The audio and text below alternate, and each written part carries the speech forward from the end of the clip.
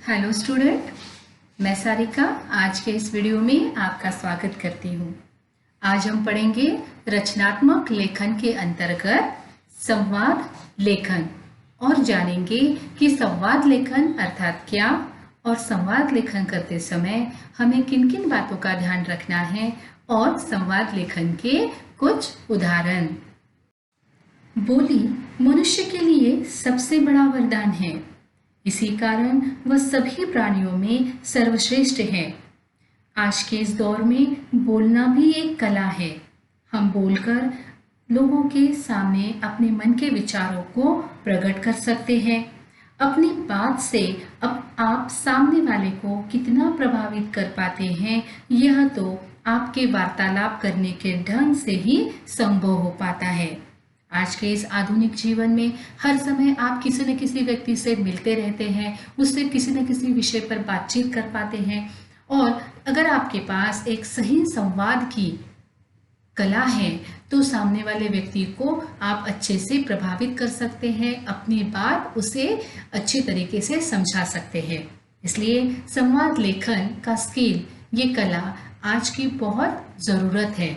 इसीलिए आज के इस वीडियो में हम देखेंगे कि संवाद लेखन किस तरीके से करते हैं और शुरुआत करते हैं संवाद लेखन की परिभाषा से। दो या दो से अधिक व्यक्तियों की आपस की बातचीत को वार्तालाप या संवाद कहा जाता है और जब इसी बातचीत या वार्तालाप को लिखा जाता है तब वह क्या कहलाता है? वह संवाद लेखन कहलाता है। संवाद अलग अलग प्रकार के होते हैं। जब एक विद्यार्थी और एक अध्यापक बात करता है तो दोनों की भाषा में, दोनों के बोलने में अंतर होता है। एक चोर और एक पुलिस, दोनों की भाषा अलग होती है। एक रोगी और एक डॉक्टर, इन दोनों की भाषा अलग होती है। एक माँ और एक बच्चा, दोनों की भाषा अलग अलग होती है।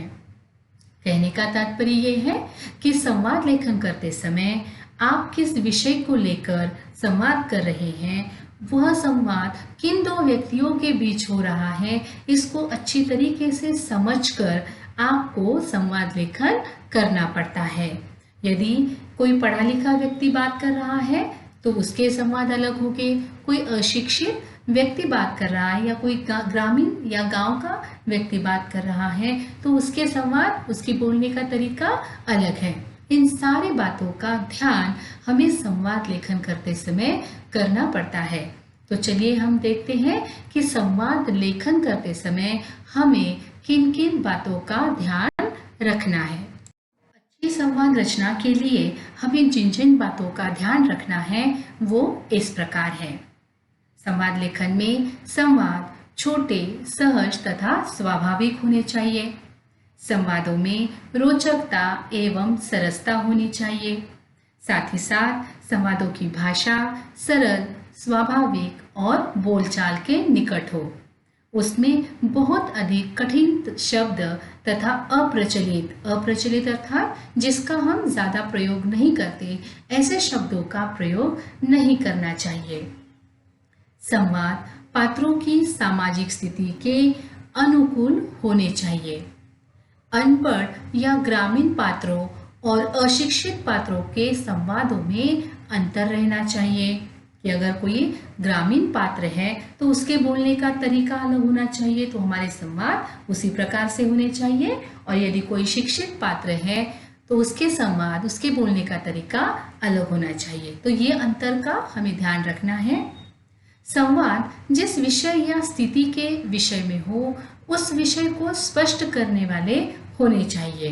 अर्थात जब कोई उस संवाद को पढ़े तो उसे इस बात का ज्ञात हो जाना चाहिए कि उस संवाद का विषय क्या है।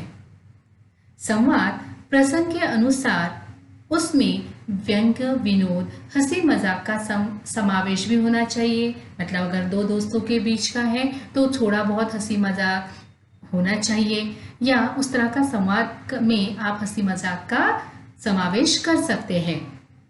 जरूरत पड़ने पर यथास्थान मुहावरों तथा लोकोक्तियों का प्रयोग करना चाहिए, इससे क्या होगा, संवादों में एक सजीवता आ जाएगी और आपका संवाद प्रभावशाली हो जाएगा। साथ ही साथ संवाद बोलने वाले का नाम संवादों के आगे लिखा होना चाहिए, अर्थात संवाद कौन बोल रहा है इसका नाम उसके आगे संवाद लिखने से पहले वो हमें लिखना है। कि मान लीजिए कि अगर कोई मिस्टर शर्मा कोई संवाद बोल रहे हैं तो मिस्टर शर्मा ये नाम लिखने के बाद आप उसका संवाद आगे लिखेंगे। और सबसे महत्वपूर्ण और सबसे अंतिम बात कि संवाद का अंत बातचीत या वार्ता किसी नतीजे तक पहुंचनी चाहिए। जिस विषय को लेकर वार्ता हो रही है, बातचीत हो रही है, उस संवाद का अंत एक नतीजे तक, एक सॉल्यूशन तक पहुंचना चाहिए, तभी जाकर आपका वह संवाद पूर्ण संवाद लगेगा। अब हम देखते हैं संवाद लेखन के कुछ उदाहरण। ये संवाद है एक रोगी और एक वैद्य के बीच हुई बातचीत का, जहां पर रोगी और वैद्य क्या बात कर रहे हैं उसको हम देखते हैं। रोगी, ब्रैकेट में बताया गया है, औषधालय में प्रवेश करते हुए, वैद्य जी नमस्कार। वैद्य जी कहते हैं नमस्कार, आइए पधारिए, कहिए क्या हाल है। रोगी, पहले से बहुत अच्छा हूँ, बुखार उतर गया है, केवल खांसी रह गई है। वैद्य, घबराइए नहीं, खांसी भी दूर हो जाएगी, आज दूसरी दवा देता हूँ, आप जल्द अच्छे हो जाएंगे। रोगी, आप ठीक कहते हैं, शरीर दुबला हो गया है, चला भी नहीं जाता है और बिछावन पर पड़े पड़े तो तंग आ गया हूँ।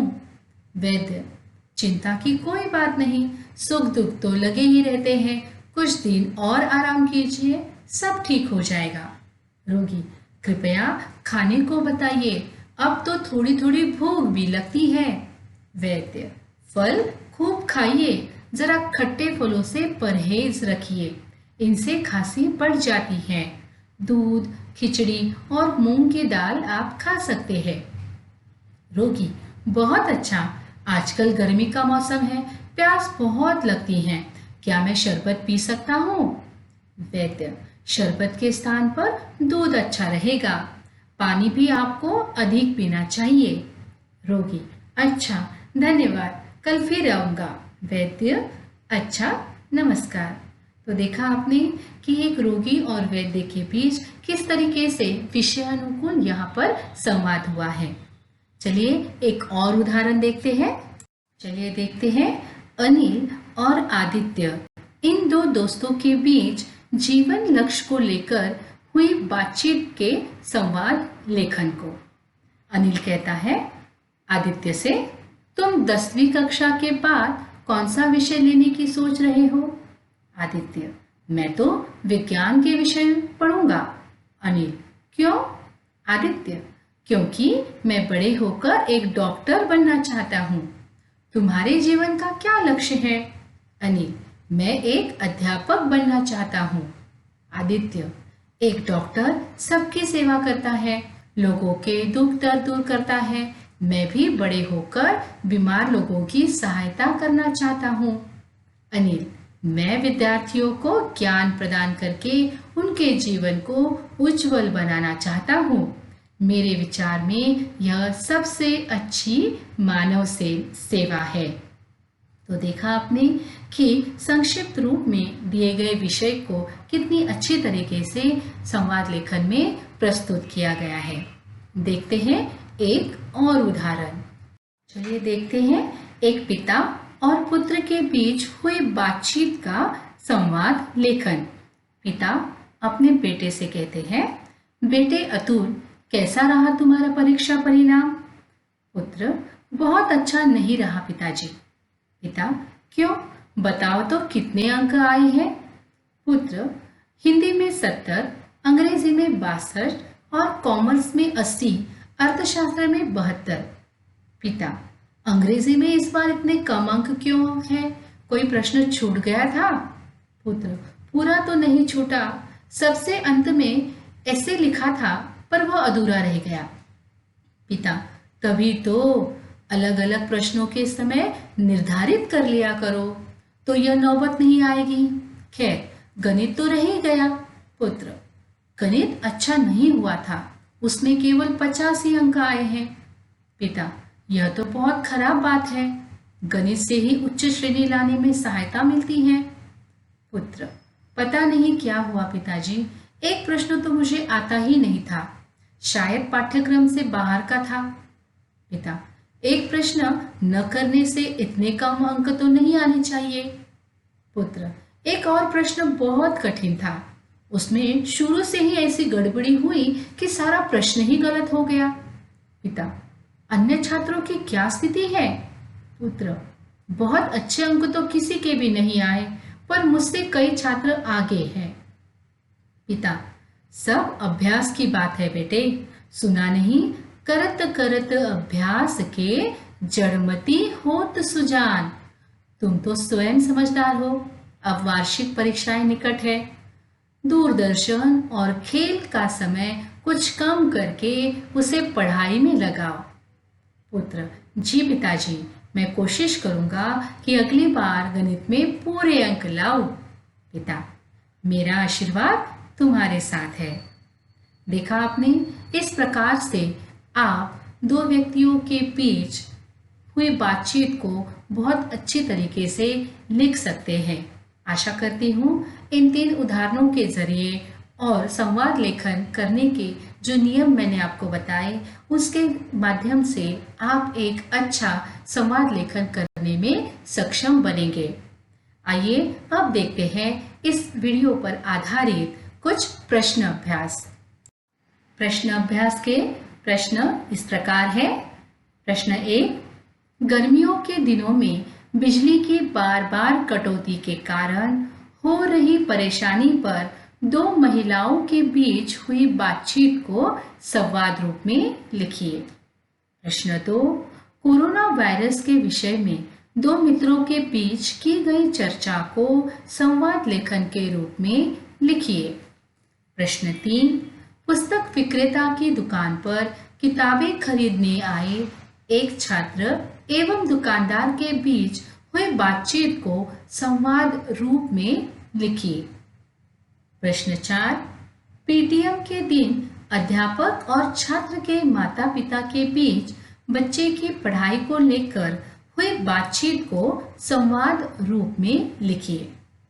आशा करती हूँ इन चारों प्रश्नों को आप इस वीडियो के आधार पर बहुत अच्छी तरीके से हल कर पाएंगे और आपका संवाद लेखन भी बहुत ही अच्छी तरीके से हो जाएगा। धन्यवाद।